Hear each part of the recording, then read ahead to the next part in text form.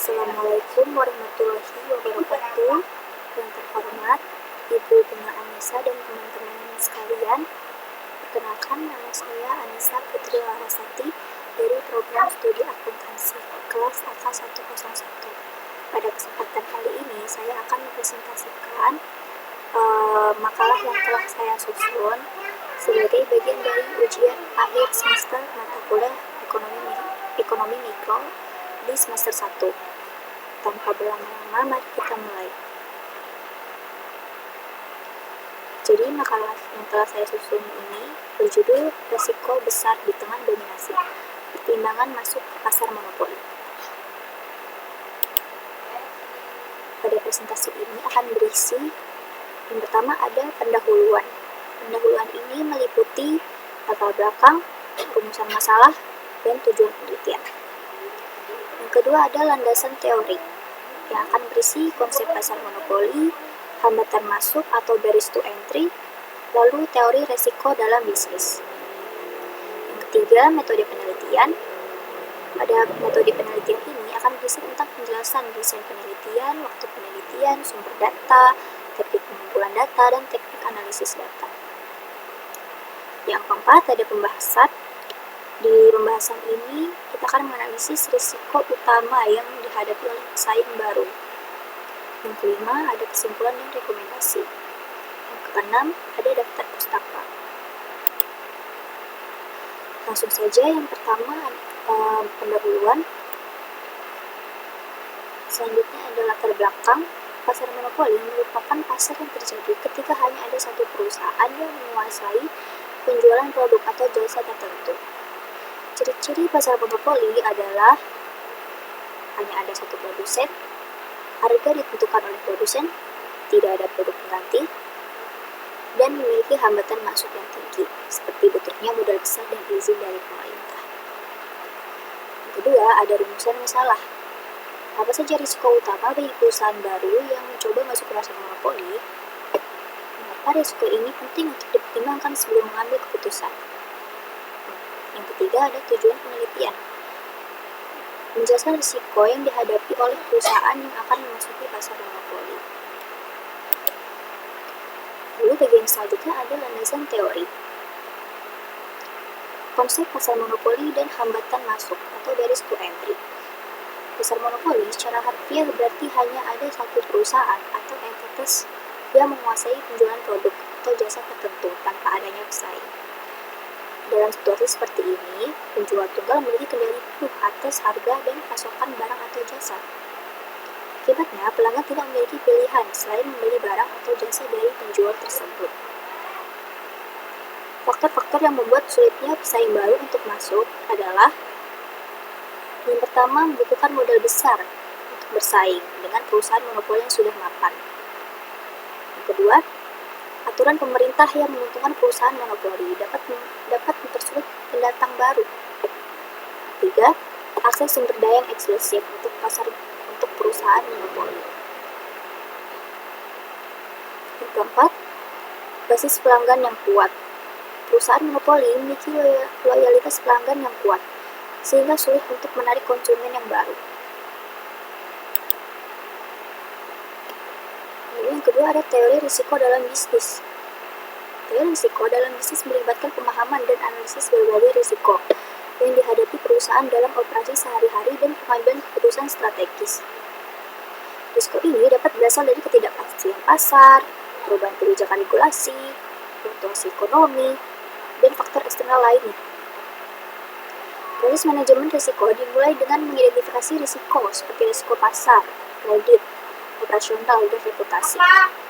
Diikuti dengan analisis untuk menilai kemungkinan dan dampaknya secara kualitatif dan kuantitatif. Selanjutnya, perusahaan merancang strategi untuk mengelola risiko yang dapat mencakup menghindari, mengurangi, mentransfer, atau menerima risiko. Proses ini bersifat dinamis dan memerlukan pemantauan serta evaluasi berkala terhadap strategi yang diterapkan. Membangun budidaya kesadaran risiko di seluruh organisasi juga penting. Melalui pelatihan rutin dan komunikasi yang transparan, dengan pengelolaan yang efektif, perusahaan dapat mengurangi dampak risiko dan memanfaatkan peluang untuk pertumbuhan. Yang selanjutnya bagian metode penelitian. Penelitian ini mengadopsi pendekatan kualitatif dengan menggunakan metode penelitian sekunder untuk mengevaluasi dinamika pasar monopoli. Proses penelitian ini dimulai dengan pengolahan data dari berbagai sumber, seperti artikel berita, publikasi lembaga, dan jurnal akademik, serta studi kasus yang memberikan ilustrasi nyata tentang tantangan yang dihadapi produsen baru. Dalam analisis, penelitian ini mencakup studi kasus yang menggambarkan pengalaman nyata perusahaan dalam memasuki pasar monopoli, memberikan pemahaman mendalam mengenai hambatan dan strategi yang diterapkan. Data yang terkumpul akan dianalisis secara kualitatif untuk mengidentifikasi pola dan tema yang signifikan, serta menyusun kesimpulan dan rekomendasi strategis bagi perusahaan baru. Kegiatan penelitian dilakukan pada Januari tahun 2025, dengan fokus pada pengumpulan informasi yang relevan dari sumber sekunder secara daring. Sumber data meliputi artikel jurnal akademik, publikasi lembaga pemerintah, dan artikel berita dari media terpercaya, yang diharapkan dapat memberikan pemahaman holistik mengenai isu yang dikaji. Teknik pengumpulan data yang digunakan meliputi studi literatur, analisis konten, dan evaluasi sumber untuk memastikan kualitas informasi. Melalui metode analisis kualitatif, penelitian ini bertujuan untuk menggali makna dan konteks data, serta menyajikan hasil analisis dalam narasi yang sistematis untuk memperkuat argumen penelitian. Lalu bagian selanjutnya adalah bagian pembahasan. Kita analisis risiko utama yang akan dihadapi oleh pesaing baru yang akan memasuki pasar monopoli. Yang pertama ada risiko finansial. Investasi awal yang tinggi, potensi kerugian, dan kesulitan untuk mendapatkan pendanaan. Contoh, PLN membutuhkan modal yang besar untuk membangun infrastruktur listrik. Yang kedua, ada risiko inovasi. Kurangnya dorongan untuk berinovasi dalam pasar yang tidak kompetitif, kesulitan mengimplementasikan teknologi baru. Contoh, industri farmasi menghadapi risiko kontaminasi silang dan kesulitan mengadopsi telemedicine. Atau perusahaan monopoli seperti Pfizer memiliki kendali atas teknologi dan bahan baku. Yang ketiga, risiko reputasi.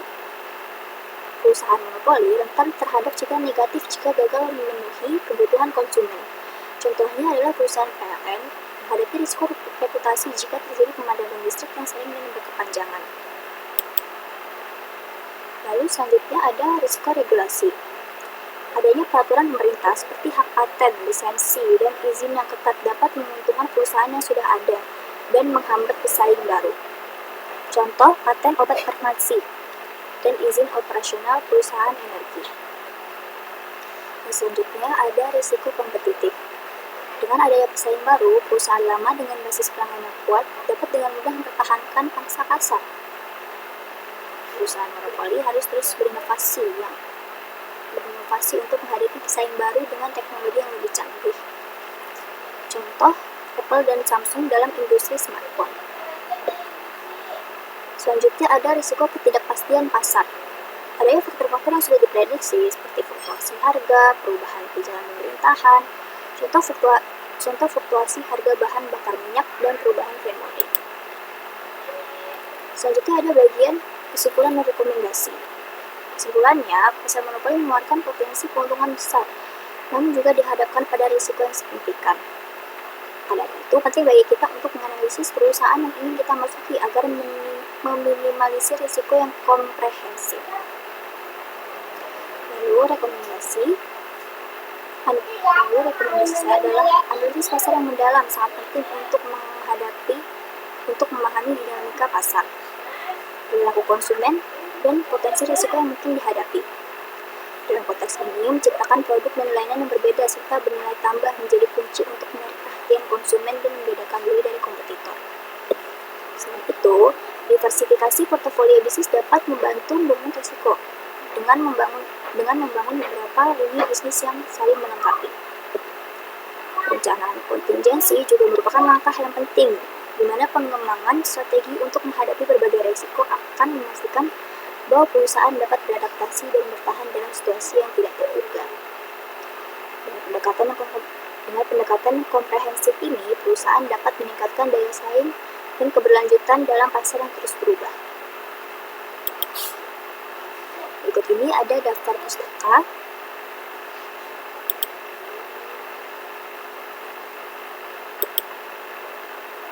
Selanjutnya, terima kasih telah menonton sampai akhir. Mohon maaf bila ada kekeliruan, kekurangan, dan kesalahan kata. Saya pamit undur diri. Terima kasih.